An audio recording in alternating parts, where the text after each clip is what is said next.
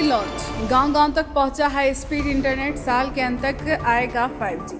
धनबाद 27 सितंबर 2025 आज प्रधानमंत्री नरेंद्र मोदी ने देश भर में BSNL के 98,000 से अधिक 4G टावरों का उद्घाटन कर भारत को एक बड़ी सौगात दी। स्वदेशी तकनीक पर आधारित यह नेटवर्क न केवल भारत की आत्मनिर्भरता का प्रतीक है, बल्कि इसे भविष्य में आसानी से 5G में अपग्रेड किया जा सकेगा। धनबाद में BSNL कार्यालय के कर्मचारियों ने इस अवसर पर एक रैली निकालकर स्थानीय नागरिकों को 4G सेवाओं के शुभारंभ की जानकारी दी और डिजिटल इंडिया मिशन से जुड़ने का आह्वान किया। करीब 37,000 करोड़ रुपए की लागत से तैयार इस प्रोजेक्ट को तेजस नेटवर्क्स और TCS ने मिलकर विकसित किया है। इसके साथ ही भारत अब उन चुनिंदा देशों की सूची में शामिल हो गया जो 4G हार्डवेयर और सॉफ्टवेयर खुद विकसित और सप्लाई कर सकते हैं। अब तक इसमें स्वीडन, डेनमार्क, चीन और दक्षिण कोरिया जैसे देश शामिल थे। सरकार का कहना है कि यह पहल न केवल डिजिटल इंडिया मिशन को गति देगी, बल्कि आत्मनिर्भर भारत विजन को भी मजबूत करेगी। खास बात यह है कि कई नए टावर सोलर पावर से संचालित होंगे, जिससे यह नेटवर्क पर्यावरण के अनुकूल भी रहेगा।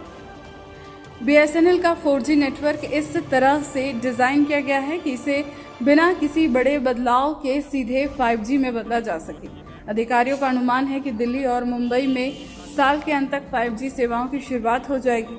वहीं भारत नेट प्रोजेक्ट के तहत लाखों किलोमीटर ऑप्टिकल फाइबर बिछाकर देश भर के गांवों और पंचायतों तक हाई स्पीड इंटरनेट पहुंचाने का काम भी तेजी से जारी है।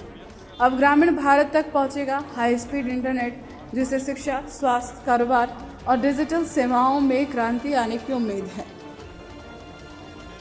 पूरे झारखंड में भी जितने भी 4G टेक्नोलॉजी के जितने भी हमारे टावर थे, सारे स्वदेशी 4G टेक्नोलॉजी से निर्मित हैं और कार्यरत हैं।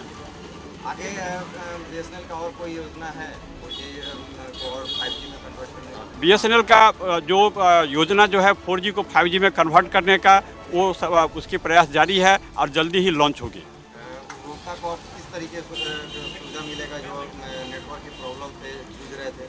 नेटवर्क की प्रॉब्लम जो है वो सतत हम लोग उस पर काम करते हैं और हर हमेशा नेटवर्क की इम्प्रूवमेंट की दिशा में काम करते हैं।